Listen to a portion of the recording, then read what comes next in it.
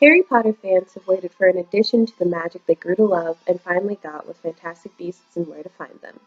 The film is a spin-off of the ever-popular franchise, a Warner Brothers movie directed by David Yates, written by J.K. Rowling and starring Eddie Redmayne, Catherine Waterston, Alison Sudol, and Dan Fogler.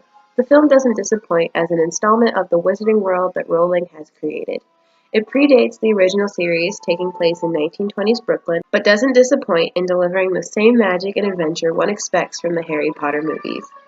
With well-crafted characters, an excellent mixture of comedy, action, and emotion, and multiple plot lines that weave together in ways that you don't expect, Fantastic Beasts definitely does not disappoint.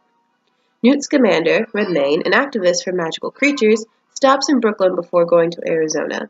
He happens to walk by a meeting for the New Salem Philanthropic Society ran by Mary Lou Barebone and her children Credence, Modesty, and Chastity, and the plot kicks off from here. Fellow wizard Tina Goldstein Waterston follows Scamander as he drags No-Maj, or, as original Potter fans would say, Muggle Jacob Kowalski, Fogler into the mix. As Scamander tries to care for his creatures, all while Goldstein is trying to do what she believes is right, the three and Goldstein's sister, Queenie Sudol, come together to try and fight a dark force that's been terrorizing New York. Coming from a Potterhead, I give Fantastic Beasts 2 wands up. Throughout the movie, there are several plot lines, and moviegoers may not understand how they are related initially. However, the further we get into the movie, the more we understand how the multiple storylines come together. Every aspect of the movie that is introduced has a purpose, which I can fully appreciate.